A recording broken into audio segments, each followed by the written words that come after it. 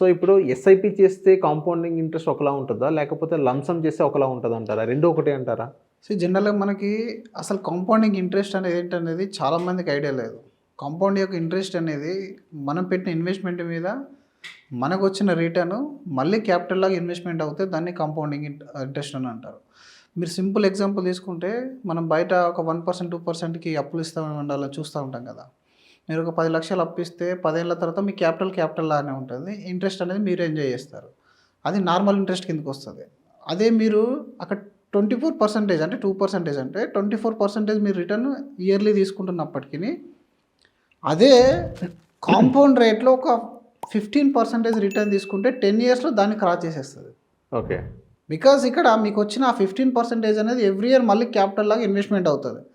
అయితే ఎస్ఐపిలో ఒక చిన్న ఎగ్జాంపుల్ చెప్తాను మీకు. ఒక ₹50,000 ఎస్ఐపి గాని మీరు చేస్తే, జనరల్‌గా ఎస్ఐపిలో మనం 843 రూల్ గురించి విన్నారా మీరు?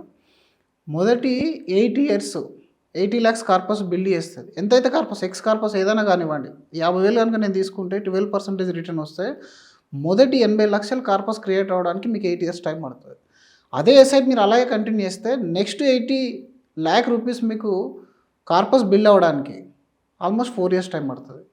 ఆ తర్వాత 80 lakhs మీకు పోర్ట్‌ఫోలియో బిల్డ్ అవ్వడానికి 3 ఇయర్స్ టైం అవుతది. అంటే 8 + 4 12, 12 + 3 15 అయిందా? ఇంకొక 5 ఇయర్స్ గాని వెయిట్ చేస్తే 20 ఇయర్స్ నుంచి every year 80 lakh rupees add అవుతది. This is the power of compounding. ఇది ఎస్ఐపిలో ఈ విధంగా వర్కౌట్ అవుతది. దీన్నే మీరు కొంచెం లంసమ్ లాగా తీసుకుంటే, ఇప్పుడు నా దగ్గర ఒక 10,00,000 ఉన్నాయి.